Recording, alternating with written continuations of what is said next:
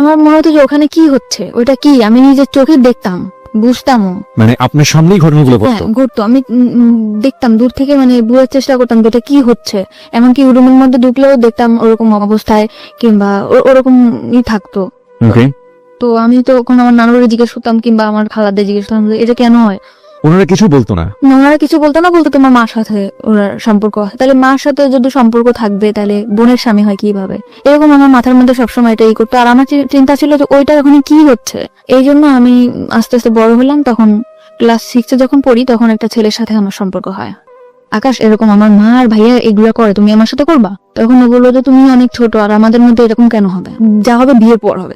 যেই খবর আমি বলছি যে চলো আমরা একটা কিছু করবো, এখানে কি হয় তুমি আমার একটু বুঝাও। যখনই বলতাম একটু বুঝাও, ও এড়াই যেত, কেমন জানি করতো না। ও আবার অনেক খারাপ ছিল ছেলেটা, যেরকম অনেক ধরনের নেশা করতো, এর জিনিস চিন্তা করতো, ও করতো। তারপরেও ওরাকে আমি অনেক ভালোবাসতাম। ওই বিষয়টা আমার মাথার মধ্যে সবসময় থাকতো যে ওইটা কি, ওইটা আমার জানতে হবে, ওইটা কি। মানে বাবা মা এবং দুলা ভাইকে যে অবস্থায় দেখেছেন?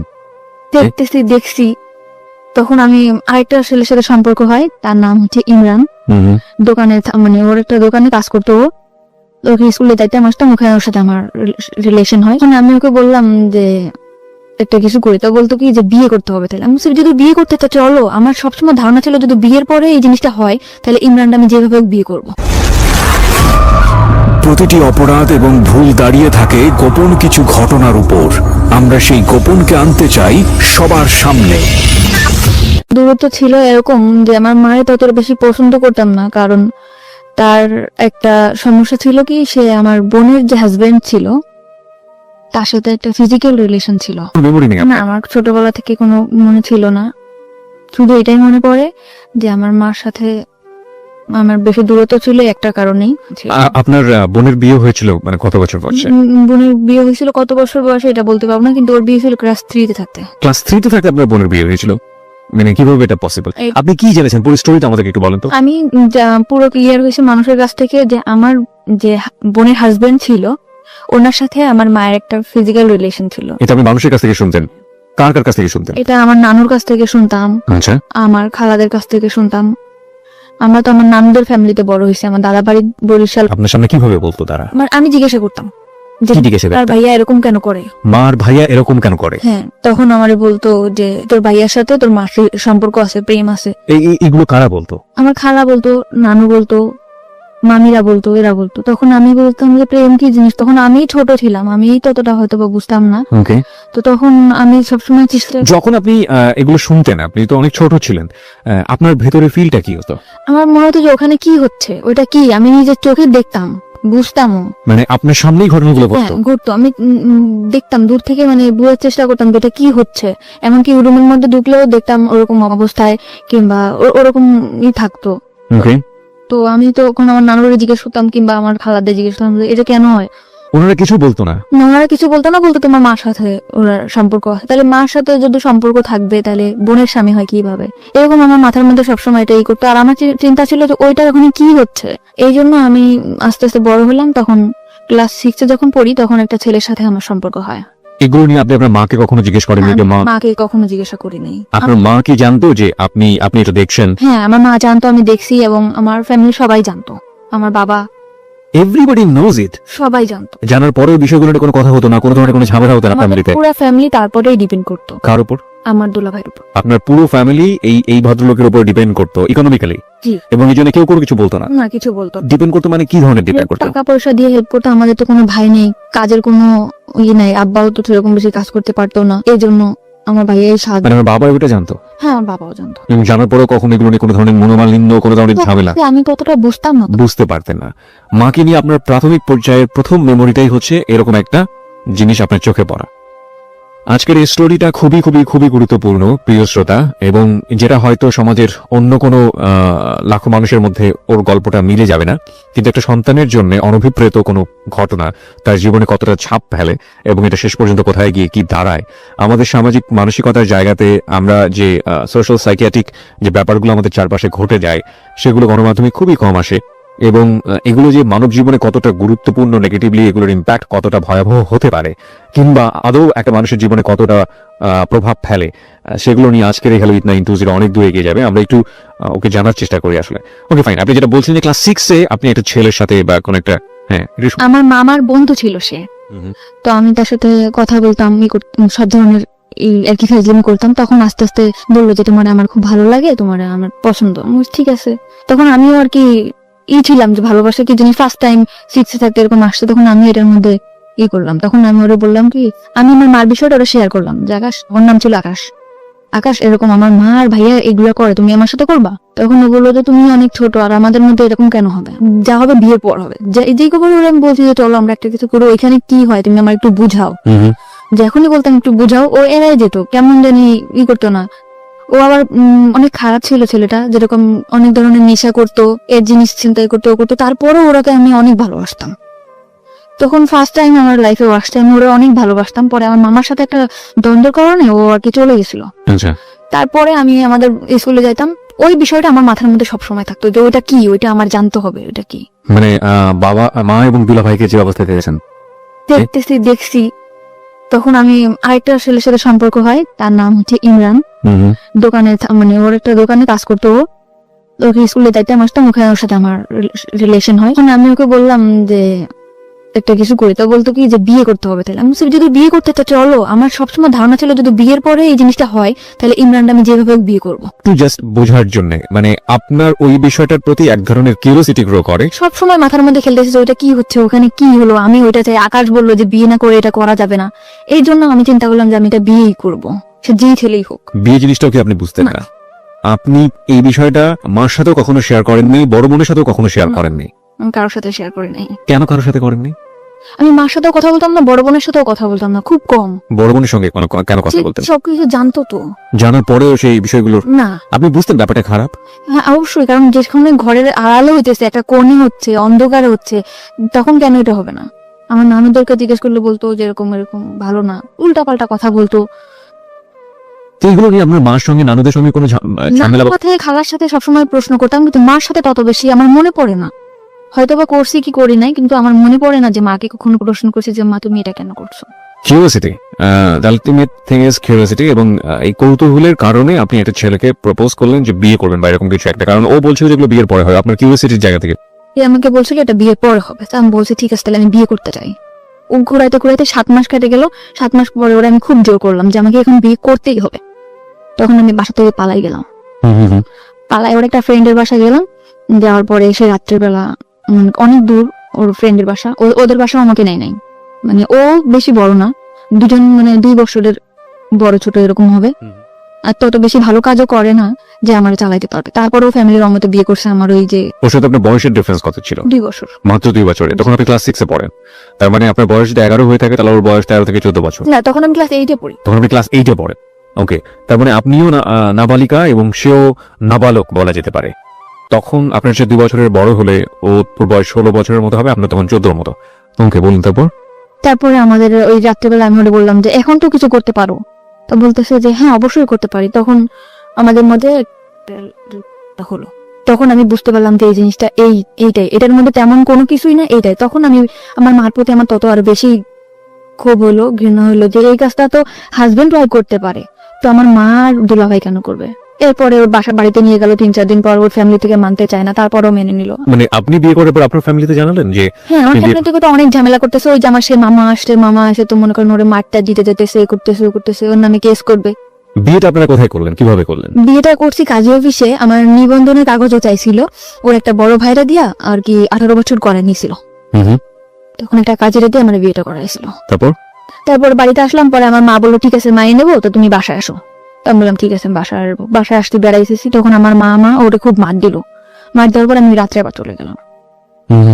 রাত্রে চলে গেলাম ওর বাসায়, যে মারাদুর যখন করছে আমি বাসায়তেই থাকবো, আমার বাসায় আমি আর আসবো না। আমার ফ্যামিলির সাথে টোটাল যোগাযোগ বন্ধ। হঠাৎ করে একদিন আকাশ আমার হাজবেন্ডের নাম্বারে ফোন দিছে যে আমি মামা হয়ে কথা বলবো।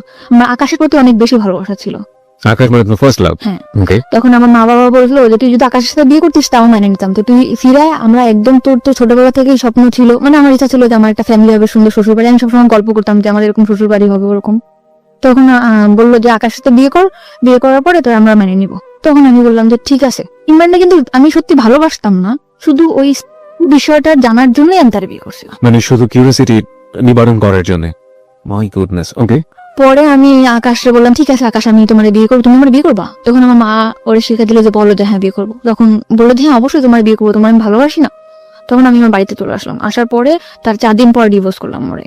মানে ডিভোর্স করলেন আপনি নিজের ইচ্ছা? আমি নিজে ইচ্ছা ডিভোর্স। জাস্ট এই কথাটা বলাতে ফ্যামিলি থেকে যে আকাশের ব্যাপারটা হলে হতো, হ্যাঁ। আপনি নিজে থেকে ডিভোর্স করে দেন। বাবা সবাই বললো যে হ্যাঁ ঠিক, মা বাবা বলে নাই, বাবা কখনোই আমার কোনো কথার মধ্যে আসে নাই। মা বললো, বোন বললো যে ঠিক আছে ওর সাথে বিয়ে দেবো, তুই আয়। তখন আমি চলে আসলাম, আয়সা আমি বললাম ঠিক আছে তো আকাশের সাথে বিয়ে দাও। এখন আকাশের সাথে আমার বিয়ে দিতে চায় না। এখানে একটা বিষয় আপনাদেরকে একটু নোট করে প্রিয় শ্রোতা, আমাদের মানে পারিপার্শ্বিক এবং সামাজিক জায়গা থেকে সেক্সুয়াল এডুকেশন বা কি বলা যেতে পারে এটাকে, যৌন শিক্ষা আমরা যেটাকে বলি, সেটা প্রপারলি হয় না। কারণ আমাদের সোসাইটিতে এটাকে ট্যাবু মনে করা হয় এবং এটা একটা গোপন বিষয়, এটাকে নিয়ে কথাবার্তা বলা সন্তানদের সামনে কিংবা এই বিষয়টা নিয়ে এইভাবে ওপেনলি একটা কথা হতে পারে, এই বিষয়গুলো আমাদের সমাজের চোখে ভালোভাবে দেখা হয় না। কিন্তু কিউরিওসিটির জায়গাতে একজন নাবালিকা কিংবা একটা শিশু যদি এই বিষয়টি কোনোভাবেই ভুল ব্যাখ্যার শিকার হন কিংবা কিউরিওসিটির জায়গাতে তাকে যদি প্রপারলি এডুকেশনটা না দেয়া হয়, সেটা তার জীবনে আসলে কি হতে পারে সেটার একটা বেস্ট এক্সাম্পল হচ্ছে আমাদের আজকের এই পাখির জীবনের প্রথম পর্যায়ের একটা গল্প। শুধুমাত্র একটা অবৈধ সম্পর্ক, যেটা বোঝে না অবৈধ সেটাও সে বোঝে না, এরকম একটা সম্পর্ক দেখে তার ভেতরে কিউরিওসিটি হয়েছিল যে আসলে জিনিসটা কি, এটা আমি বুঝতে চাই, এবং তার জন্য সে বিয়ে করে ফেলেছে। না সে বিয়ে জানে, না সে শারীরিক কোনো সম্পর্ক জানে। আমি স্পেশালি থ্যাঙ্কস জানাই যে ইদানিং আমাদের শিক্ষাক্রমে ক্লাস 8 এর পাঠ্য বইয়ের পাশাপাশি এরকম বিশেষ করে সেক্সুয়াল এডুকেশনের জন্য একটি পাঠ্য বইয়ের ব্যবস্থা করা হয়েছে এবং যেখানে খুব সুন্দরভাবে বিষয়গুলোর ব্যাখ্যা দেওয়া হয়েছে শারীরিক জ্ঞান অর্জনের জন্য। কোনটা পজিটিভ কোনটা নেগেটিভ হলে কি ধরনের ক্ষতি হতে পারে এবং এটা কোন বয়সে গিয়ে কি করা উচিত। আমার মনে হয় এটা আমাদের বিশেষ করে এই ধরনের ঘটনা থেকে অনেকখানি বাচ্চাদেরকে দূরে রাখবে। তবে দিস ইজ রিয়েলি টাফ, কারণ যেই ব্যারিয়ারটা আমরা ভাঙার চেষ্টা করছি, এতদিন যে ধরনের একটা অবয়ের মধ্যে ছিলাম, এগুলো নিয়ে কথা বলা যায় না, এগুলো নিয়ে কথা বলা পাপ, এগুলো নিয়ে কথা বলা অন্যায়, এবং এই ধরনের ব্যাপারে ছেলে মেয়েদেরকে সামনে নিয়ে আসা, ছেলে মেয়েদের এই কিউরিওসিটি গুলো নিবারণ করা বা ওদের বিষয় কিউরিওসিটি দেখলে ওদেরকে দমিয়ে দেয়া, এই বিষয়গুলো মারাত্মক রকম ভাবে টাফ করে দিবে আমাদের এই বিষয়টাকে। কিন্তু আমার মনে হয় যে যদি পজিটিভ কোনো রেজাল্ট আমরা পাই এবং পাওয়ার সম্ভাবনা যেহেতু আছে, সুতরাং এই জিনিসগুলোকে পজিটিভলি ছেলে মেয়েদের সামনে আনা উচিত। কোনটা ভালো কোনটা মন্দ সেটা তাদেরকে ক্লিয়ার করে বুঝিয়ে দেওয়া উচিত। নইলে গোপনে নিভৃতে এই ধরনের অসংখ্য ঘটনা সমাজে ঘটে যাচ্ছে যেগুলো আমরা কখনো ফোকাস করি না এবং অনেক সময় জীবনটাকে হেল করে দিতে পারে। বাই দ্য ওয়ে, আমরা ফিরছি আবার আপনার জীবনের গল্পে। তারপর আপনি ডিভোর্স করলেন এবং আপনাকে বললো যে না বিয়ে দেবে না। তখন আমার ফ্যামিলি থেকে বললো ওকে বিয়ে দেওয়ার মতো ছেলে হলো, ও এরকম খারাপ কাজ করে, চুরি করে, এটা করে ওটা করে, ওর সাথে বিয়ে দেবো না। তখন আমি বললাম তোমরা তো নিয়ে আসলে, আর আকাশের সাথে আমি অনেক ভালোবাসি। তখন আকাশে বললাম, আকাশ বললো তুমি আমার সাথে পালাই যাবা? মানে ফোনে বললো, তা আমি বলছি ঠিক আছে আমি তোমার সাথে পালাই যাবো। তো ওর সাথে আমি পালাই যাওয়ার জন্য পুরো প্রস্তুত। পরে আমি ওর সাথে পালাই গেছি। যাওয়ার পরে 3 দিন ওর একটা ফ্রেন্ডের বাসায় নিয়ে আমাকে রাখছে, বলছে যে বিয়ে করি নাই, বিয়ে করবো। তখন একটা কাগজ আমার কাছে নিয়ে আসছে, আমি বলতেছে এটা কোর্ট ম্যারেজ করতে হবে, তুমি এটার মধ্যে সাইন করো। তখন আমি ওটার মধ্যে সাইন করছি। হাজবেন্ড ওয়াইফ যেভাবে থাকে ওইভাবে থাকার জন্য পুরো প্রিপারেশন নিছি, বাসার নিছি, এরকম থাকবো। তখন ওর আরেকটা মামা ছিল, মানে আমার মামারই বন্ধু এরা, তার নাম ছিল সুমন। তখন ওই বললো তুমি যে এরকম বাসা টাসা নিছো, ওর সাথে কি তোমার বিয়ে হয়েছে? বলছি হ্যাঁ। কয়েক ওটা বিয়ের কাগজ না, এটা তোমার সাথে 1 বছরের কন্ট্যাক্ট ম্যারেজ করবে বলে বিয়ে করছে। মানে 1 বছরের কন্ট্যাক্ট ম্যারেজ করেছেন? ওকে। আমি তখন ওইটাও বুঝি না যে কন্ট্যাক্ট ম্যারেজ আসলে কি। আমি বলছি আমার কাগজটা দেখান, আমি পড়তে পারবো। তখন আমার ও কাগজটা আকাশও দেখায় না, আকাশ নিখোঁজ। যখন ওর সুমন মামার বললো এই কথা, তখন আকাশ নিখোঁজ। কিন্তু আকাশের প্ল্যান ছিল ওইটা যে মামা, আমার আগে যে মামা ছিল তার সাথে তার দ্বন্দ্ব ছিল, এই জন্য সে আমার বিয়ে করবে কিংবা একটা ইসের মধ্যে রাখবে, কিন্তু সেও আমারে ভালোবাসতো না। কিন্তু আমি ভাবতাম যে একটা সংসার হবে, আকাশ আমার ভালোবাসা, আকাশের সাথে আমি ভালোভাবে থাকতে পারবো। সেভাবে হলো না। তো তখন আমার সুমন মামা ফোন দিল মা বাবারে, মা বাবা বললো যে ঠিক আছে ওরে নিয়ে আসো। জিনেদা ছিলাম আমরা, ইয়ান থেকে খুলনা নিয়ে আসলো। খুলনা নিয়ে যাওয়ার পরে আমার মা বললো যে ঠিক আছে যা হয় হয়েছে, এরকম ভাবে থাকো। এরকম করে পরে আমার ঢাকাতে চলে আসলাম। আমার বোন আর দোলা ভাইও ঢাকাতে থাকতো, তখন চাকরি হয়েছিল আমার বোনের। তো থাকতো আমি পুরো, আমি ওর বাসায় থাকতাম, টুকটাক বাসার কাজ টাজ করতাম, থাকতাম এভাবে। তার 2 বছর পরে তখন আমার লেখাপড়া একদম বন্ধ। মানে কোন ক্লাসে থাকা অবস্থায়? 8 ক্লাস 8 থাকা অবস্থায় আপনার লেখাপড়া বন্ধ। এইসব ঘটনা ঘটার পরে পরপর 2টো বিয়ে। ওকে। পরে আমাকে করলো 2 বছর পরে আমার ফ্যামিলি থেকে একটা ছেলে দেখলো। আচ্ছা। ফ্যামিলি থেকে ছেলে দেখার পরে আমি 2 বছর মধ্যে ঢাকাতেও থাকতাম, খুলনাতেও থাকতাম। পরে আমাকে আনলো বাড়িতে, দেখালো, ছেলে একবার দেখে পছন্দ করলো, 1 সপ্তাহের মধ্যে বিয়ে। ওকে প্রিয় শ্রোতা, আমরা এই জায়গাটায় ছোট একটা বিরতি নিতে চাই। আপনারা সবাই শুনছেন close up presence hello 8920 ABC radio FM 89.2 এ। আমি আরজি কিবরিয়া রয়েছে আপনার সঙ্গে, এবং আজকে পাখি তার জীবনের গল্প বলার জন্য আমাদের স্টুডিওতে। পাখিকে দেখার জন্য, কিছু বলার জন্য, ওর সাথে যোগাযোগ করার জন্য আপনারা আমাদের ফেসবুকে কানেক্টেড হতে পারেন। আমাদের ফেসবুকের ঠিকানা হচ্ছে www.facebook.com/abcradiofm89.2। এছাড়াও আপনি চলে আসতে পারেন আমার ফেসবুক পেজে। আমার ফেসবুকের ঠিকানা হচ্ছে facebook.com/kibria.rj, KEBRIA, স্পেলিংটা হচ্ছে KEBRIA.RJ, এবং পেজটিতে যাওয়ার পর আপনি লাইক দেওয়ার সঙ্গে সঙ্গে আমাদের হ্যালো 8920 মেম্বার হয়ে যাবেন। ফিরে আসছি ঠিক 3 মিনিট পর। Close Up presents Hello 8920. Close Up. The closer, the better. FM 89.2. Close Up presents Hello 8920. Close Up. The closer, the better. 3 minute পর প্রিয় শ্রোতা, আরো একবার ওয়েলকাম করছি ক্লোজ আপ প্রেজেন্স হ্যালো 8920 তে। আমি আরজি কিবরিয়া রয়েছে আপনার সঙ্গে, এবং আপনারা সবাই শুনছেন এবিসি রেডিও এফএম 89.2। আজকে জীবনের গল্প বলার জন্য এখানে রয়েছে পাখি। 19 বছর বয়স তার, এবং তার যে জীবনের গল্প সেটা আসলে খুবই খুবই খুবই মর্মান্তিক। আমরা ফিরবো তার কাছে। যেখানে আমরা ছিলাম, পাখি আপনি বলছিলেন যে আপনার 1 সপ্তাহের মধ্যে বিয়ে হয়ে যাবে, এরকম একটা পরিস্থিতি তৈরি হয়েছে আপনার ফ্যামিলিতে। আর এই আমাদের গেস্টকে দেখার জন্য আপনারা ফেসবুকে আসতে পারেন। আমাদের ফেসবুকের ঠিকানা www.facebook.com/abcradiofm89.2।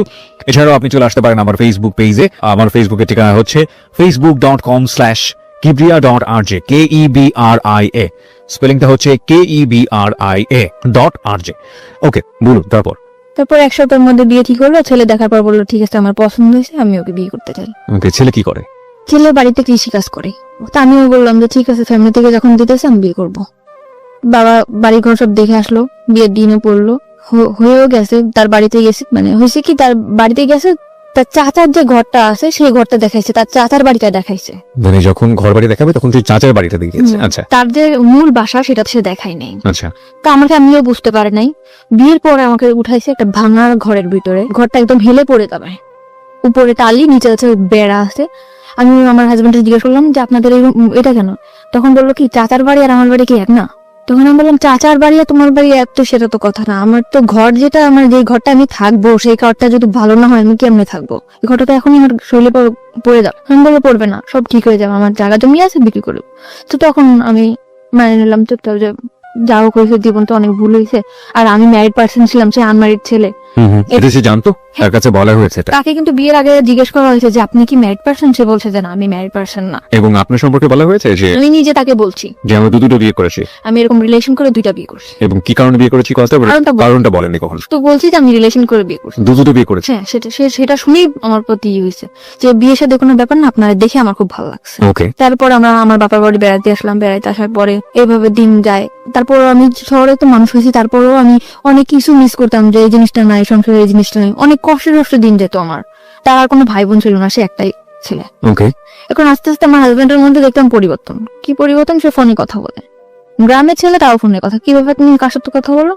বলি কথা। তারপর আমি জানতে পারলাম, অনেক ভাবে জানতে পারলাম, চেষ্টা করে প্রায় 2-3 মাস পর জানতে পারলাম সে আগে একটা বিয়ে করছিল। সে আমার কাছে মাপটা এসে যে আমি বিয়ে করছি, তুমি মাপ করে দাও, আমি তোমার বলতে পারি। আমি বিয়ের আগে তো আমি আপনাকে জিজ্ঞেস করছিলাম, আপনি আমাকে কেন বলেন নাই? ওকে। পরে বলতেছে তোমাকে আমার এত ভালো লাগছে যে তোমার কথা যদি আমি বলতাম তাহলে হয়তো তুমি বিয়েটা রাজি হতো না। আচ্ছা। তখন আমি বললাম যে ঠিক আছে, যা গেছে আপনি ওর সাথে যোগাযোগ করেন না, আমি করবো না। ওকে। তারপরও মেয়েটার সাথে যোগাযোগ করে। তখন আমি বললাম খুলনাতেই রাখবো না, তোমাকে আমি নিয়ে চলে যাবো ঢাকাতেই। ঢাকায় আসতে গেলে কিছু টাকা লাগবে, কিন্তু আমার বিয়ের মধ্যে কোনো কিছু দেয় নাই। শাড়ি গয়না যা দেওয়া লাগে, গয়নাঘাটে কিছু দেয় না, এমনি শাড়ি, চুড়ি, লিপস্টিক এটা যা দেওয়া লাগে দিছে। এখন একটা রুলি দিছিল স্বর্ণের। তো আমি মারে বললাম যে মা, এই রুলিটা আমরা বেশ বন্ধক রাখি, এখন ক্যাশ টাকা তো আমার কাছে কিছু নেই, বন্ধক রাখা আমি টাকাটা নিয়ে দিই, তুমি ও পরে চাকরি করে যখন টাকা ছাড়া যাবে তখন। তখন বললো যে ঠিক আছে চল বন্ধক রাখতে যাই। বন্ধক যখন রাখতে গেছি তখন আঙ্কেল আমারে বলে তুমি কি দুষ্টামি করতে আসছো আমার সাথে? কোন আঙ্কেল? মানে জুয়েলারির যে আঙ্কেল। ওকে। বলছি কেন আঙ্কেল? বলতেছে অবশ্যই, তুমি এটা এমনিটি স্বর্ণ রিয়া এনে তুমি বলতেছো এটা স্বর্ণের। আমি বলছি কেন, এটা আমার বিয়েতে দিছে, এটা কেন এমনিটি স্বর্ণ হবে?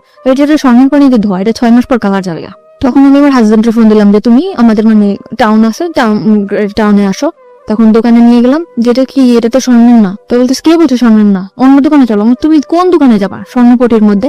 পরে ওর যে দোকানে যাইতেছে সেই দোকানে একই কথা। তখন ও মানে ওর ঘাম বের হয়ে গেছে পুরা। পরে বলতেছে কি যে মাফ করে দাও, তোমার খুশি করার জন্য এটা করছে। তাও আমি মাফ করে দিছি ওরে। আমার ফ্যামিলি থেকে মোটে রাজি না যে এরকম এখন থেকে এই ছেলে এরকম করতেছে, তো ভবিষ্যতে সে কি করবে। তখন আমি তারপরও ঢাকাতে নিয়ে আসলাম, নিয়ে আমার বোনের কাছে রেখে গেলাম। ভাইয়া ওর একটা চাকরি দিতে, ওরা চাকরি দিল। ওর আগরাতে চাকরি হতে গেলে রক্তের গ্রুপ পরীক্ষা করতে হয়, গ্রুপ পরীক্ষা করাইলো, টাকা পয়সা যা লাগে সব ভাইয়া দিল, ম্যাচ ঠিক করে দিল। ভাইয়া মানে আপনার দুলা ভাই? সেই দুলা ভাই। ওকে। মানে আমাদের ফ্যামিলিতে সে খুব কেয়ার করে। তারপরে চাকরি দেওয়ার পরে চাকরি থাকলো আমার টাকা পয়সা দেয় না। ভাইয়ার শুধু একই কমপ্লেন যে ও নাকি ফোনে কথা বলে। আমি বলছি ফোনে তো আমার সাথেও কথা বলে। তারপরে আমার ভাইয়া বললো যে ঠিক আছে তুইও ঢাকাতে চলে। তখন আপনি কোথায় ছিলেন? আমি আমার মার বাড়িতে ছিলাম, খুলনাতে ছিলেন। জি। তখন আমি ঢাকাতে চলে আসলাম, ভাইয়ার বাসায় থাকতাম। ও ছুটি সেটা পাইলে আসতো, ভাইয়ার বাসায় থাকতাম করতাম। তারপরে আমি বললাম যে ঠিক আছে, ভাইয়ার বাসায় তো মানে গেস্ট যে রুমটা, ড্রয়িং রুমটা যেটা বলে, ওটা তো ভাইয়াদের সুপা নাই, ওটা তো খালি আছে, তো ওখানে একটা পর্দাটা নাই, ওখানে আমরা সংসার করা শুরু করি। বলো ঠিক আছে। আমাদের মানে ওর রুম নেওয়ার মতো এত বেশি টাকা বেতন পাইতো না, মাত্র 7,000 টাকা বেতন পাইতো। তখন ভাইয়া বললো ঠিক আছে, এই কয় টাকা বেতন পাই তোর বাইরে থাকা সম্ভব না, তো তোরা আমাদের এখানেই থাক, খাওয়া থাকা পাবো 3,000 টাকা দিবি তোরা দুইজনে। তো শুধু খাওয়া থাকা, এছাড়া আমি যে তার ওয়াইফ, একটা কোনো কসমেটিক বা কোনো ড্রেস এগুলা কিছুই দেয় না। তখন আমার বোন বলে যে আমার বোনটা ভালোভাবেই মানুষ হয়েছে, তো তুমি এরকম ওরা কিছু দেও না কেন? বলে এটা আমাদের ফ্যামিলি ব্যাপার। তা আমি বললাম ব্যাপার ঠিক আছে, তুই কিছু বলিস না। ভাইয়া তখন আমার ড্রেস যা লাগে দেয়। 7,000 টাকাতে স্যালারি পাইতো, 3,000 টাকা বোনটা দেওয়ার পরে যে কয় টাকাটা তোর বাড়ি পাঠাই দিত। মানে ওর বাড়িতে অনেক দেনা ছিল। আচ্ছা আচ্ছা। আমি বলতাম যে কবে শেষ হবে, আর আমাদের ঢাকায় আসতে আমরা কি আজীবন ঢাকাতে থাকবো? তোমার বাড়িতে একটা ঘর নাই, ঘর এরকম টুকটাক আর কি ঝগড়া হতো প্রায়। হাজবেন্ড ওয়াইফ যেটা ভালোবাসে এটা কখনো আমি পাইতাম না। আচ্ছা। সবসময় মানে চিন্তা করতে কি এত চিন্তা করো তুমি চিন্তা করে তো কোনো কিছু বের করতেই পারো না। তখন আমার দুলাভাইরে বললাম ভাইয়া আমার একটা চাকরির ব্যবস্থা করে দাও। তো বললো যে এই তো তুই পাশ করিস না, এই তো পরীক্ষা দিয়ে পর চলে আসছিস, কি চাকরি দিব? তো ভাইয়ারা সবসময় বলতাম যে একটা চাকরি দিয়ে দাও, একটা চাকরি দিয়ে দাও। তখন ও যে কোম্পানিতে চাকরি করে, ফরেনার কোম্পানিতে, ওর একটা ম্যাডাম ছিল। তো ম্যাডামটা বাচ্চা কাচ্চা হইতো না, তার হাজবেন্ডও বাইরে থাকতো, সেখানে একা থাকতো। তা আমারে তার কাছে রেখে আসছিল, মাসে 5,000 টাকা স্যালারি দিবে, অল টাইম তার সাথে থাকতে হবে। ওকে। তো এরকম আমি থাকতাম। তখন আমার হাজবেন্ড ঠিক ডাইরেক্টলি বলতেছে বাসায় কাজে দিছে নেই করছেন, কিন্তু আমি বাসায় কাজ করতাম না, শুধু তার সাথে থাকতাম। সাথে থেকে আপনার কাজটা কি ছিল? তার যেরকম ল্যাপটপটা ক্যারি করা? হ্যাঁ, এটা আমি নিতাম, কিংবা হাতে কোনো পার্স আছে এটা আমি নিয়ে ওনার সাথে সাথে থাকতাম, কারণ ওনার একা একা থাকতে পারতো না। উনি যেখানে যেত আমাকে নিয়ে যেত, আমাকে বেশ বলতো যে আমার বোন। ওনারা ইংরেজিতে কি বলতো আমি জানি না, আমার খুব সুন্দর সুন্দর ড্রেস কিনে দিত, এই যে ওনার সাথে যেটা পরে আমি বেরোতে পারতাম, ওকে। এরকম করে ওনার মতো করে উনি রাখতো। তখন আমার হাজবেন্ড আমার ভাইয়ের সাথে অনেক অশান্তি করলো। তখন আমার ভাইয়া বললো ঠিক আছে তোমার চাকরি করতে হবে না, তুমি চলে যাও। তখন আমি বললাম যে ঠিক আছে আমি চাকরি করবো না। তখন আমি বলতাম যে আমার কোনো কাজও করতে দিলে না, তোমার হেল্প করবো তাও তুমি করতে দিলে না। আমি তাই কিন্তু হেল্প করতাম। আমি যে 5,000 টাকা পাইতাম তার থেকে 2,000 টাকা ওরে আমি দিতাম, আর 3,000 টাকা আমি রাখতাম। আচ্ছা। তখন আমার হাজবেন্ড বলতো যে কি এমন কাজ করতাম, মানুষের বাসায় কাজ করতাম, এরকম করে বলতো। তো আমি বলতাম এসব কথা বলবো না, আমি কি কাজ করতে তুমি জানতাম না। কিন্তু ওই যে ফরেনার ছিল উনি বলতো তুমি আমার 1 বছর যদি থাকো তোমার লাইফটা পুরো আমি ওকে করে দিয়ে যাবো। তখন চলে আসছি যখন বাসায়, রান্না বান্না করে খাই দেয় এরকম করে। আমার হাজবেন্ড করে কি ওই মেয়ের সাথে যোগাযোগ করে, আগের ওয়াইফের সাথে। আচ্ছা। তখন আমি বললাম যে তুমি এরকম কেন তার সাথে কথা বলো? বলে যে তার সাথে কথা বলি কে বলছে? এরকম বহুবার আমি হাতে নাতে ধরছি, তারপরে সে স্বীকারই করে না। তারপর আমার সাথে অনেক ঝামেলা করে, ঝগড়া করে, এই করে। পরে আমি বলছি যে তুমি যদি এরকম করে থাকো তো তার সাথে তুমি থাকো, আমার সাথে কোনো যোগাযোগ করে তার সাথে থাকো, যাও। এক কথা বলার সাথে সে তার কাপড় চোপড় নিয়ে আমার ভাত থেকে নেমে চলে গেছে। ওকে। যাওয়ার পরে এটা মেসেজ উঠছে। তখন আমি ফোন দিয়ে ফোন রিসিভ করো না, বলে কি তুমি যদি আমার সাথে আসতে চাও তাহলে এখন আসো। আমি আমার ফ্যামিলি বললাম আমি কি করবো, তোমরা দেখে শুনে দিয়ে দিছো, সে প্রথম থেকে এরকম করতেছে, আমি কি করবো এখন? বলে তার সাথে তুমি কোথাও যাবো না, তুমি তোমার ভাইয়ের বাসায় থাকো। তখন আমি আমার ভাইয়ের কাছে, বোনের কাছে থাকতে লাগলাম। আমার এই প্রথম 2-1 দিন, 4-5 দিন, 1 মাস 2 মাস ফোন দিছে, পরে আমার কোনো ফোন দিত না। ওকে। তখন আমার ভাইয়ার বলার পরে ভাইয়ার ইটফোর্স সিকিউরিটি সার্ভিসটা আছে, ওখানে যোগাযোগ করে আমার একটা চাকরি নিল লেডিস সিকিউরিটি গার্ডে। তারপরে ওখানে আমি চাকরি করলাম 1 বছর মতো। 1 বছরের মধ্যে আমি কারোর সাথে মিশতাম না। আমি অফিস বাসা অফিস, ঢাকার শহর এই সময় হাজবেন্ডের সাথে কোনো সম্পর্ক নেই বা ডিভোর্স হয়নি? না। ওকে। ঢাকার শহর সম্বন্ধে আমার কোনো ধারণাই নেই। বোরকা পরতাম, বেশ বাসা থেকে যেরকম বড় বড় জামা পরতাম, গ্রাম থেকে যেরকম আসতাম ওরকমই ছিলাম। 1 বছর পরে আমার ওই যেখানে চাকরি করতাম ওইখানে একটা ল্যান্ড ওনার ছিল, ল্যান্ড ওনার। ওখান থেকে আমার সে অফার করে তার সাথে, মানে ওই বিল্ডিং এর ল্যান্ড ওনার? ওকে। ওই ল্যান্ড ওনার আমার প্রপোজ করে যে মানে বিভিন্ন ভাবে, তুমি দেখতে অনেক সুন্দর, তোমার লুকিংটা অনেক সেক্সি, তোমার দেখতে খুব ভালো লাগে। পরিচয়টা হলো কিভাবে? মানে উনি আসে যায়, আমি সালাম করি যে স্যার আসসালামু আলাইকুম, আবার লিফটটা আমি ধরে দেই, উনি উঠে, ল্যান্ড ওনার যেহেতু, আবার আসলে ওনার হাতে যদি কিছু থাকে ওটা আমি ক্যারি করি। তো এই জন্য উনি আমার মানে ডাকলো যে তুমি একটু উপরে আসো, 13 তলায় আসো। আমি গেছি জি স্যার। পরে বলতেছে তোমার লুকিংটা অনেক সুন্দর, তোমার আমার খুব ভালো লাগে, তুমি আমার সাথে করবা, একদম ডাইরেক্ট। তখন আমি বললাম স্যার আপনি কি বললেন এটা, আমি আপনার সম্মান করি, তাই বলে আপনি এভাবে বলতে পারেন না। বাই দ্য ওয়ে, এখানে একটু মানে মানে আই এম রিয়েলি কনফিউজ। যেহেতু আপনি মোটামুটি একটা আইন শৃঙ্খলা রক্ষাকারী এরকম একটা বেসরকারি প্রতিষ্ঠানেই কাজ করতেন, সেখানে ওনার তো একটু ভয়ে ডর কিছু করা উচিত ছিল। মানে উনি ডিরেক্ট এইভাবে ডেকে নেবেন, আপনার অ্যাটিটিউডের মধ্যে কোনো কিছু কি ছিল এরকম যে কারণে ও আমি সবসময় অনেক রুড ছিলাম, আমার সাথে কেউ কথা বলতেও সাহস পেত না। আমরা যে কটা মেয়ে ছিলাম আমাদের সাথে কোনো ছেলেরাও কথা বলতো না, আমাদের যে ছেলে গার্ডগুলো ছিল সেও কথা বলতো না। পরে আমি বললাম স্যার আপনি আর কি জাস্ট তোমার আমি দেখলাম যে তুমি তোমার জায়গায় কেমন অনেস্ট। ওনার কথাটা অনেক তাড়াতাড়ি ফিরাই নিল। তখন বললো কি যে আমার এখানে চাকরি করো, এখানে তো অনেক 13 তলা বিল্ডিং, অনেক ভালো ভালো লোকেরা আসে, তো তুমি কি কি করো না করো এই জন্য। তা দেখলাম ভালো, তুমি থাকতে পারবা এখানে, 1 বছর হয়েছে, আমি চাই যতদিন এখানে আছে তুমি থাকো। তখন আমি বললাম যে স্যার ঠিক আছে। তখন সে ল্যান্ড ওনার, তার উপর আমি কিছু বলতেও পারি না। তখন আমার যে জুন কমান্ডার ছিল তাকে আমি বললাম স্যার এরকম ভাবে আমার প্রপোজ করছে। কয় তোমার তো কপাল খুলে গেছে। সে কি মেল ছিল না ফিমেল ছিল? ছেলে ছিল। ছেলে, ওকে। তো তুমি যদি একটু সময় তার সাথে করো, আমি তখন ব্যাপারটা যে কি ব্যাপার, আমি এখানে ঢাকা শহরে কাজ করতে আসছি। তখন স্যার বললাম স্যার আমি যদি কাজ করেই খাবো তাহলে আমি যদি ওরকম করেই খাবো তাহলে তো আমার কাজ করার দরকার আসে না। এখানে আমি আমার শ্রম বিক্রি করতে আসছি, আমার শরীর না। তখন আমি তাকে এই কথাটা যখন বললাম সে আমার পড়ানো রাগিয়ে গেল যে তোমার জন্য আমাদের এই পোস্টটা থাকবে না। পোস্টে থাকবে না? হ্যাঁ, এই কথা বলার পর আমি ওখান থেকে চলে আসলাম আমাদের হেড অফিসে। উনি আমার নামে কমপ্লেন করলো, আমার যে জুন কমান্ডার স্যার উনি এরকম ডিউটি ভালো করে না, এই জন্য ওর নামে কমপ্লেন হয়েছে, ল্যান্ড ওনার কমপ্লেন দিয়েছে, আপনি ওকে ডাকেন অফিসে। আমাকে স্যার ফোন দিল। আমি ভর্তি হওয়ার পরে কখন আর অফিসে যাই নাই, ওই ফার্স্টে ওকে। খুব ভয় পাচ্ছি আমি, স্যার আপনি আমাকে কেন ডাকছেন, কি আমি জানি কি হয়েছে না হয়েছে। আমি পরে স্যারের বললাম যে স্যার আপনি আমার বাবার বয়স এরকম এরকম ব্যাপার, মা তাহলে তোমার ওখানে যাওয়া ঠিক হবে না, তুমি রিজার্ভে থাকো। রিজার্ভ? হ্যাঁ, ওকে। যে বিভিন্ন জায়গায় যেরকম সোনার গাড়ি রেডিসন এরকম যেরকম পার্টি টাটি হয় এখানে ডিউটি করলে তুমি ডিউটি করো। ওকে। এমনি সময় বাসা থাকবো, তোমার স্যালারি 6,000 টাকা, 9,500 টাকা স্যালারি পাইতাম, ওখান থেকে 6,000 টাকা চলে আসছে। ওকে। ওখানে বিভিন্ন ছেলেদের সাথে ডিউটি করতে হতো, আমি ওখান থেকেই খারাপ হয়ে গেলাম। মানে রিজার্ভে যাওয়ার পরে আপনি মানে হাউ ইট হ্যাপেন, মানে খারাপ হয়ে গেলাম বললে আপনি কিন্তু বুঝবেন না কিভাবে কি ঘটনাগুলো ঘটেছে। মানে একটা ছেলের সাথে মিশতাম, অমুক জায়গায় ডিউটি করতে হবে, আমাদের দুইজনের, একটা ছেলে একটা মেয়ে। কত কথা হয় না, কথা হইতে হইতে হইতে হইতে ওরা বলে যে আমরা এরকম ড্রিঙ্কস করি, আমরা অনেক মজা থাকি, তুমি কি এমন ড্রেস পরো, বোরকা পরো, বোরকা পরো কেন, এখন কি মেয়েরা বোরকা পরে কিনা। আর আমার মধ্যেও না ওরকম একটা চঞ্চলতা কাজ করতো, আমিও চাইতাম যে না এদের সাথে খোলামেলা ভাবে থাক। এর ভিতরে এরকম থাকতে থাকতে আমাদের বাড়ির পাশে একটা বাড়ি ছিল, বাড়িটার নাম নাই, মানে আমাদের থেকে অনেক ভালো অবস্থা। ছেলেটা দেখতে শুনতে অনেক সুন্দর ছিল, সে যে আমার মতো একটা মেয়ে প্রপোজ করবে আমি ভাবতে পারিনি। আমি এর মধ্যে বাড়িতে গেছিলাম একবার, পহেলা বৈশাখে বাড়িতে গেছি। সে আমাকে ডাইরেক্ট বললো যে পাখি আমার তোমার খুব ভালো লাগে, তোমার বিয়ের আগে থেকেই ভালো লাগে, তো তোমার সাথে আমি ফ্রেন্ডশিপ করতে পারি। আমি বললাম যে ঠিক আছে করতে পারো। কেন আমিও চাইছিলাম যে একটা মানুষ আমার জীবন থাকুক। এরকম করতে করতে না তার সাথে আমার ফোনে, সে থাকতো খুলনাতে, আমি থাকতাম ঢাকাতে। ফোনে রিচার্জ করে দিতাম, আমি চাকরি করতাম, ফোনে রিচার্জ করে দিতাম 50 টাকা 100 টাকা, কোনো গেঞ্জি যা পারতাম কিনে রাখতাম ওর জন্য। ও খুশি হতো, আমার অনেক বেশি মানে আমার কথা দিয়ে বলায় রাখতো। আমি এখন যেটা বুঝি যে না আমার কথা দিয়ে বলায় রাখে, মানে বিভিন্ন রকম কথা বলতো। আমাকে কখনো একটা সুতাও কিনে দিত না, কিন্তু আমি চিন্তা করতাম যে ওরে কি পরলে ভাল লাগবে, কি করলে ভাল লাগবে, এটা করতাম। যেমন প্যান্ট, শার্ট, টি শার্ট, ঘড়ি এগুলো কিনতাম, বিভিন্ন উপর টাকা দিতাম। আমি যে 6,000 টাকা থেকে মানে অল্প কিছু, ধরুন 200-500, তখন ওইটাই আমার কাছে বেশি ছিল, ওরকম দিতাম। ও নিত, ও চাইতো। পরে ও মাস্টার্স কমপ্লিট করলো, তখন আমি বললাম যে তুমি ঢাকাতে আসবা, বললো হ্যাঁ ঢাকাতে আসবো।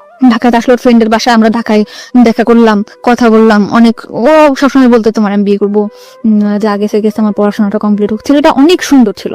মানে ও তো বিবাহিত ছিল? না, বিবাহিত ছিল না, একদম বিবাহিত ছিল না। আপনি সম্পর্কে সব জানতো? আমার বাড়ির পাশে সব জেনে শুনে আমার দিকে আগাইছিল। ওকে। কিসে পড়তো ছেলেটা? তখন মাস্টার্স করতেছে। মাস্টার্স করছে, আর আপনি দেখে ক্লাস 10 পাস করেন? ওকে, ঠিক আছে। তখন আমার হয়তো ওরা আবেগ ছিল, আমি বুঝতাম না যে ও যেরকম আমার দিকে আগাইছে, আমি ভাবতাম মনে হয় সত্যি সত্যি আমার ভালোবাসা। এখানে একটা বিষয় একটু নোট করছি প্রিয় শ্রোতা, আজকের স্টোরিটা এতটাই বেশি সেন্সিটিভ, আমাদের সামাজিকতার জায়গা থেকে আজকের অতিথির পুরো ফেসটুকু আমরা ফেসবুকে দেখাতে পারবো না, কিন্তু একজন মাস্টার্স পড়ুয়া একটা ছেলে একটা ক্লাস 8 পড়ুয়া একটা মেয়ের প্রতি এফেক্টেড হতে পারে কি কারণে, কতটুকু সৌন্দর্য একজন মেয়ের মধ্যে থাকলে এ ধরনের ঘটনা ঘটতে পারে, ততটুকুই সুন্দর ও আসলে, এবং অ্যাবসলিউটলি শি ইজ বিউটিফুল। কিন্তু আমরা আমাদের গল্পের জায়গাটা থেকে আমরা পারছি না ওর পুরো মুখ অবয়বটা আপনাদেরকে দেখাতে।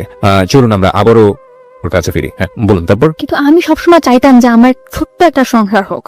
আমি আবারও স্বপ্ন দেখতে শুরু করলাম যে আমার লাইফে যা গেছে গেছে, ও হয়তো বা আমার এই সুন্দর একটা সংসার দিতে পারবে। বাই দ্য ওয়ে, আপনি যখন এটা বলছিলেন যে আপনি আপনার ছেলে কলেজদের সাথে মিশে বিভিন্ন পার্টিতে হ্যাঁ, তারপর দায়িত্ব করতেন, ওই সময়গুলো থেকে আপনি ওদের সাথে মিশে ড্রিঙ্কস না না, তখন আমি এগুলো তখনও শুরু করেন?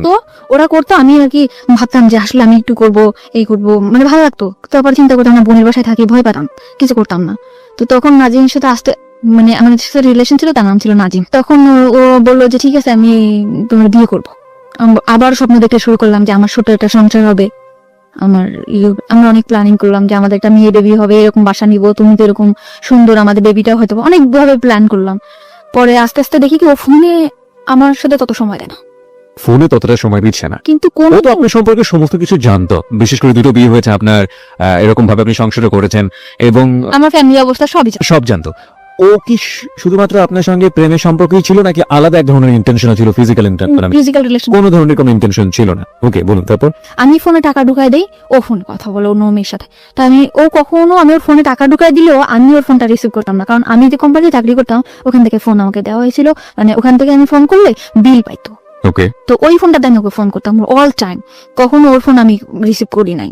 চিন্তা করতাম বেকার, কি করবে, ওরা আমি টাকা দিই, ও বন্ধু বান্ধব আমার ফোন দিত, যে বলতো জানি আজকে না আমার ফ্রেন্ডের সাথে আমার একটু পার্টি দিতে হবে, আমার কটা টাকা দিবা, 500 টাকা দাও না। ওকে। তখন আমি এভাবে সবসময় টাকা পয়সা দিতে থাকতাম। পরে একটা সময় বললাম, আমার ফ্যামিলি থেকেও জানাজানি হয়ে গেল ব্যাপারটা, যে তুই আবারও একটা ছেলের দিকে এরকম করে পড়তেছিস, তোর হাজবেন্ড আছে এরকম আছে। তখন আমি ফ্যামিলির বকাবকি শুরু করলাম, কি হাজবেন্ড, তোমরা কি দেখে দিছে এই করছো। তখন নাজিম আস্তে আস্তে দূরে সরে যেতেছে, আমার বলতেছে ডাইরেক্ট, বলতে তুমি আমার ফোন করবা না, কখনো ফোন দিবা না, কোনো কারণ ছাড়াই। তুমি আমার সবসময় ফোর্স করো, কার সাথে কথা বলি, কি করি না করি, তুমি আমার তখন আপনার হাজবেন্ডের সঙ্গে একেবারেই আপনার যোগাযোগ অফ। একদম যোগাযোগ। বাই দ্য ওয়ে, আপনার হাজবেন্ডের নাম যেন কি ছিল? রিপন। রিপনের সঙ্গে আপনার যোগাযোগ পুরোপুরি of. Something beyond entertainment. Welcome. জি বলুন তারপর। তো রিপনের সাথে কোনোভাবে যোগাযোগ নেই, মানে আমার হাজবেন্ড কোনো যোগাযোগ করে না, কিছু না। ওকে। তখন আমি নাজিমরে বললাম বিয়ে করবো না, তখন ও বললো যে ভালোবাসলে যে বিয়ে করতে হবে এমন কোনো কথা আছে, তোমারটা আর আমারটা কি একসাথে ম্যাচ করে? এতদিন পরে সেটা বললো যে ভালোবাসলে কি বিয়ে করতে হবে, কিন্তু তোমার আমার অনেক ভালো লাগে, তোমার অনেক ভালোবাসি, কিন্তু তোমার আমার বিয়ে করা সম্ভব না। তো ওরে আমি অনেক বেশি ভালোবেসে ফেলছিলাম, মানে আমি যাকেই ভালোবাসি অনেক বেশি ভালোবাসি ফেলি, কিন্তু সবাই আমার সাথে মানে বুঝতেই পারি না যে এরা আমার সাথে এরকম প্রতারণা করতেছে। তখন নাজিম ফোন দেই, ফোন ধরে না, ফোন ধরে না। তখন এই যে আমার যে ফ্রেন্ডরা ছিল ওদের সাথে আমি মিশলাম। ওকে, মানে কলিগ যারা কলিগ ছিল এদের সাথে আমি মিশলাম, মিশতে বললো যে ড্রিঙ্কস করা ভালো লাগবে। পরে আমি এক পর্যায়ে ড্রিঙ্কস করলাম, ড্রিঙ্কস করলে সত্যিই দেখলাম ভালো লাগে। মানে ওই যে নাজিমের বিষয়ে যে কষ্টটা, কিংবা আমার যে পুরা মার দিক দিয়ে কষ্ট, কিংবা হাজবেন্ডের দিক দিয়ে কষ্ট, আমার কোনো কষ্টই নেই, পুরা দমে ড্রিঙ্কস করলাম। এমন ড্রিঙ্কস করতেছি আমার মধ্যে চেঞ্জ দেখে আমার দুলাভাই আমার দিকে হাত বাড়াইলো। যেরকম আমার বোন অফিসে গেছে, আমার দুলাভাই হঠাৎ আমার এসে পিছন দিয়ে ধরে বলে, তোর আমার খুব ভালো লাগে, তোর হাজবেন্ড আমি তোরে ভালোবাসি। তখন আমি আমার বোনকে বললাম, বোন তুই কোথায়? বাসায় আসছে। বাসায় আসার পর আমার 17,000 টাকা ছিল, ওর কাছ থেকে টাকাটা নিয়ে আমি বাসা দেখে চলে গেলাম। তো আরেকটা মেয়েরে নিলাম, মেয়েটার নাম ছিল মেঘলা। ওরে নেওয়ার পর ও আর আমি থাকতাম। তো ওখান থেকে আরো সুন্দরভাবে ড্রিঙ্কস করতে পারতাম। বাসায় কখন আসলাম কখন গেলাম, ড্রিঙ্কস করে চিল্লাইতাম, কানতাম, নাজিম করে ওরে ফোন দিতাম, কোনোই ছিল না। কিন্তু আমি ওখান থেকে ড্রিঙ্কস করা শুরু করলাম। ওই বন্ধু বান্ধব ছিল, মানে শেয়ারে, কিন্তু আমি 200 টাকা দিতাম, ও 200 টাকা দিত, এরকম একটা বোতল কিনে নিয়ে আসতো, বোতল কিনে খেতাম, খাইতে বাসায় যেতাম, মাতলামো করতাম, এই করতাম। তো এরকম করার পরে এখন রিজার্ভে ছিলাম। তো আমি পরে নতুন একটা পোস্ট লাগবে 1 তারিখে, গেল বছর, যে বছরটা চলে গেল, ওই গেল বছরের এই 1 তারিখে 1 তারিখে পোস্ট লাগছে। লাগার পর আমার এই যে জুন কমান্ডার ওনার সাথে আমার পরিচয় হলো, যে ঠিক আছে আপনার জন্য আমি ডিউটি করব এরকম একটা খ্রিস্টান প্রতিষ্ঠানে। তখন আমার খ্রিস্টান প্রতিষ্ঠানে দিল, আমি ওখানে ডিউটি করতাম। ডিউটি করার পরে ওখানে ডিউটি করতেছে 2টা মেয়ে, আমি আর একটা মেয়ে, আর ওই বাসাটায় থাকতাম। তা আমার হাজবেন্ড আমার সব দিক দিয়ে যোগাযোগ বন্ধ ছিল, কোনোভাবে আমার সাথে কোনো যোগাযোগ করতো না। তা আমার যে ছাড়টা ছিল উনি আবার আমার খুব হেল্প করতো। হেল্প করতো মানে কিরকম আমি ঠিক মতো বাসায় যাচ্ছি কিনা, কি করতেছি না করতেছি, এই বিষয়টা সে দেখতো। আচ্ছা তারপর আমি ড্রিঙ্কস করতেছি, এটা অনেকভাবে বাধা দিত যে পাখি আপনি ড্রিঙ্কস করবেন না, আচ্ছা এরকম না করতে আমি আপনার না কেন শুনবো, আমি আপনার না শুনবো না, আমি এগুলো ভালোবাসি। এরকম আমি এত বেশি ভালোবাসতাম, চিল্লাপাল্লা করতাম, ড্রিঙ্কস করতাম, রাস্তাঘাটে চিল্লাপাল্লা করতাম। ওকে তখন আমারে বললো যে একটা মানুষ এত ভালোবাসতে পারে। তখন আমার ওই স্যার নাজিমটা ফোন দিল যে ভাইয়া একটা মেয়ে আপনাকে কতটা ভালোবাসে। তখন ও বললো যে হ্যাঁ মেয়েটা অনেক ভালো, আমি ওকে ভালোবাসি, কিন্তু ওকে আমার পক্ষে বিয়ে করা সম্ভব না। ওকে নাজিম এটা বললো। হুম। ওকে তখন আমার সব কলিগরা ওকে একবার করে ফোন করলো যে ভাইয়া, মানে আপনি সব কলিগের কাছে আপনার উইকনেসটা দেখাতেন, যে মানে আপনার দুর্বলতাটা দেখাতেন। আমি ড্রিঙ্কস করার পরে আমি আর সবসময় ওরকম ওরে ফিল করতাম, আমি আগের মতো ডিউটি করতে পারতাম না, করতে পারতাম না ওরকম। ওকে তারপরে আমার করলো, আমি ওখান থেকে সরে আসলাম আস্তে আস্তে, মানে ফ্রেন্ডদের কাছ থেকে সরে আসলাম, কিন্তু আমি বাসায় ড্রিঙ্কস করতাম। তখন আমার স্যার বললো যে তুমি এভাবে ড্রিঙ্কস করো না পাখি, তুমি আসলে অনেক ভালো মেয়ে, এরকম বিভিন্ন রকম কথা বলতো। কিন্তু ওই পোস্টে আমি ঠিক মতো আবার ডিউটিটা করতাম, আমার কোনো জায়গা থেকে আমার ডিউটির কারণে কখনো চাকরিটা দিত না। ওকে আমি ঠিক মতো ডিউটি করতাম, ডিউটি আওয়ার্সের পরে আমি উল্টাপাল্টা করতাম, যেরকম ড্রিঙ্কস করতাম, আবার বাইরে ঘুরতে যেতাম, এটা করতাম। তখন আমার স্যার আমার দিকে আগে আসলো। কিভাবে আগে আসলো? বললো যে তোমার মতো ভালো যদি আমার ওয়াইফ আমারে বাসতো, তাহলে আমার মনে হয় পুরো পৃথিবীটা ওরে দিয়ে দিতাম। এই ধরনের কথা বলতো। মানে তার ওয়াইফের প্রতি অনেক ধরনের দুর্বলতা আমাকে দেখাইতো, মানে তার ওয়াইফ তার দিক দিয়ে পারফেক্ট না, সে তাকে ভালোবাসে না, সে তাকে কোনোভাবে সুখ দিতে পারে না, সে তার ছেলের দিকে যত্ন নেয় না, সে তার সংসারে কোনোভাবেই মানে মন নেই, এরকম। তখন আমি বললাম এসব কথা আমারে বলেন কেন? তখন আমার মনের মধ্যে কিন্তু নাজিমই আছে। আর সে আমার নিয়ে অফিস আওয়ারের পরে আমার নিয়ে ঘুরতে যেত, আমিও যেতাম, আমার ড্রিঙ্কস করে যেত, ঘুরতে যেত, করতো। তখন আমি খুশি ছিলাম, ভালোই ছিলাম। ওকে তারপরে না এই হলো, ওনার ওয়াইফ যখন বাড়িতে গেছে তখন আমি আর উনি একদিন ড্রিঙ্কস করছি। উনি ড্রিঙ্কস করলে কোনো প্রবলেম হয় না, ওকে কিন্তু আমি ড্রিঙ্কস করার পরে আমি মানে পুরো অ্যাবনর্মাল হয়ে যায়। তখন আমি চিন্তা করতাম, মানে আমার সেন্সই থাকতো না। কিন্তু ওই নাজিমকে কল করতাম, নাজিমকে কল করে এটা করতাম ওইটা করতাম, উল্টাপাল্টা চিল্লাপাল্লা করতাম। তো ওনার ওয়াইফ যখন বাড়িতে গেছে, ওনার বাসায় আমাকে নিয়ে গেছে। এটা কি আপনি জানতেন আগে থেকে যে ওনার না, বাড়িতে আছে? না, আমি কিছু জানতাম না। আমরা কিন্তু কুল বিশ্বরের একটা বার আছে দীপক, ওখানে থেকে ড্রিঙ্কসটা বাইরে এনে ড্রিঙ্কস করছি, এটা জায়গায় বসে ড্রিঙ্কস করার পর আমি অ্যাবনর্মাল হয়ে গেছি। পরে উনি ওনার বাসায় আমাকে নিয়ে গেছে। নিয়ে যাওয়ার পরে সত্যি কথা আমার সেন্স ছিল না তখন, হয়তোবা আমাদের মধ্যে ফিজিক্যাল কোনো রিলেশন আছে, হয়তোবা মানে কি আমি শিওর। ওকে আপনি পরবর্তীতে শিওর আছেন? ওকে হয়েছে তার মানে ড্রিঙ্কস করার অনেক রাত্রে হলে আমার মানে সেন্স একদম আমি এখানে স্যার, আমি এখানে কেন? তখন বলতেছে কি যে তোমার আমার খুব ভালো লাগে, তোমার সবকিছু পারফেক্ট, আমার ওয়াইফের থেকে তুমি অনেক বেটার, এরকম করে বললো। তখন আমি খুব কাঁদতেছি যে আপনি এটা কি করলেন, আপনার সাথে আমার এটা কেন হলো, এরকম করে। তখন মাইনে নিছি, নেওয়ার পরে না তখন চাকরিটা বাঁচানোর ভয়, যখন ভয় পেতাম কি হয়তো বা চাকরিটা থাকবে না। তো চাকরি না থাকার ভয়টা কেন ছিল? মানে ফোর্সে চাকরি করতাম, এটা তো কোনো সরকারি চাকরি না, এটা যখন তখন চলে যেতে পারে। আপনি যার কথা বলছেন উনি চাইলে আপনার চাকরি ডিসমিস করে দিতে পারেন। হ্যাঁ, একজন জুন কমান্ডার ছিল, সে চাইলে চাকরি ডিসমিস করতে পারতো। কারণ ফার্স্ট যেখানে চাকরি করতাম উনি কিন্তু তখন আমার নামে কমপ্লেন করার পরে আমার চাকরিটা ওখান থেকে যাওয়ার পরে আমি রিজার্ভে আসছিলাম। ওকে সো আপনার এই ভয়টা কাজ করতো? হ্যাঁ, এইভাবে কাজ করতো, এই যে আমার যদি কোনোভাবে চাকরিটা না যেত। তারপর এরকম যে আমার বিভিন্ন জায়গায় ঘুরতে নিয়ে যেত, বিভিন্ন জিনিস গিফট করতো, কিনে দিত। আপনি এগ্রি করে গেলেন? হ্যাঁ, আমি এগ্রি করে গেলাম যে নাজিমের অ্যাবসেন্টটা কিন্তু সে ঢুকে পড়ছে আমার লাইফে এত দ্রুত। মানে কি বেশ কিছু দিন হয়েছে, 4 মাস এরকম। সে এরকম একটা মানুষ যে সে কিভাবে যেন আমার ক্যাশ করে ফেললো। আর তারা আমি কিন্তু ফার্স্ট টাইমে বলতাম যে আপনার আমি কখনো ভালোবাসবো না। আমি তারা আর বলতাম যে আপনার ওয়াইফ আছে না, এরকম এরকম জিনিস গিফট করবেন, এভাবে করো। সে অনেক ওয়াইফকে কিভাবে কনভিন্স করবে? হ্যাঁ, সে তার ওয়াইফকে কিন্তু অনেক চেষ্টা করতো, কিন্তু তার ওয়াইফ সেরকম ধরনের ছিল না অ্যাকর্ডিং টু হিজ ল্যাঙ্গুয়েজ, মানে তার ভাষ্য অনুযায়ী। ওকে তার কথা অনুযায়ী সেরকম ছিল না, সে পারফেক্ট ছিল না, ঠিক আছে। তারপরে এরকম আমার তখন আপনার আগের হাজবেন্ডের সঙ্গে আপনার না, আমার ডিভোর্স হয় নাই। আমার আগের হাজবেন্ডের সাথে আমার ডিভোর্স ছিলই না। ওকে আমার হাজবেন্ডের সাথে আমার কোনো যোগাযোগ ছিল না।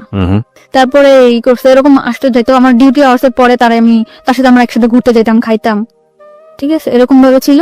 সে এরকম আস্তে আস্তে আমার একদম অনেক কাছে চলে আসলো। সে মনে করেন আমার ডিউটি আওয়ার্সের পরে আমার না দেখলে পাগল হয়ে যেত, যেমনি হোক আমার বোঝাতো। সে চলে আসতো, কোথায় চলে আসতো? অফিসের ওখানে চলে আসতো, আইসা আমার নিয়ে বাসায় নামায় দিয়ে আসতো। যেহেতু সে একজন অফিসার এবং তার আন্ডারে তো অনেক এমপ্লয়ি কাজ করে, বাকি সবাই বুঝতো না ব্যাপারটা, এবং তার জন্য এটা প্রেস্টিজিয়াস না? দূরে থাকতো অফিস থেকে, মনে করেন এখান থেকে 10-5 মিনিট হাঁটে যাওয়া লাগবে, এরকম এতটা দূরে থাকতো সে আমার রিক্সায় যাইতে কষ্ট হবে দেখে সে রেগুলার, একটা ভাঙা রোড ছিল, ওই ভাঙা রোডের রেগুলার আমার জন্য বাইক নিয়ে দাঁড়ায় থাকতো। ওকে ওকে ওখান থেকে আমাকে নিয়ে ওখানে নামাই দিয়ে আসতো, নামাই দিয়ে আসতে আসতে এরকম রেগুলার দিয়ে আসতো। তারপরে আমি বুঝলাম যে আসলে সে আমাকে অনেক ভালোবাসে, ওকে অনেক ভালোবাসে। তারপরে আমি আস্তে আস্তে ওনার প্রতি দুর্বল হলাম। যখন আমি দেখলাম যে না, তার ওয়াইফ তার প্রতি ইয়া না, তখন আমি তার প্রতি দুর্বল হলাম।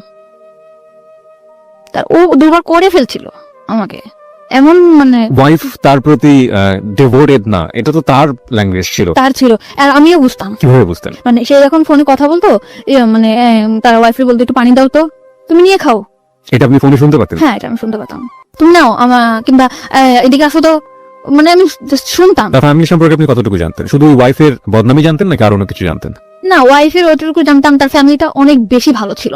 কিরকম? সে তার রুমে সে অনেক দিক দিয়ে তার ওয়াইফের সুখে রাখছিল, কিন্তু সে যে তার ওয়াইফ, সে কখনো মনে করতো না যে আমার হাজবেন্ডের সুখে আমি সুখী।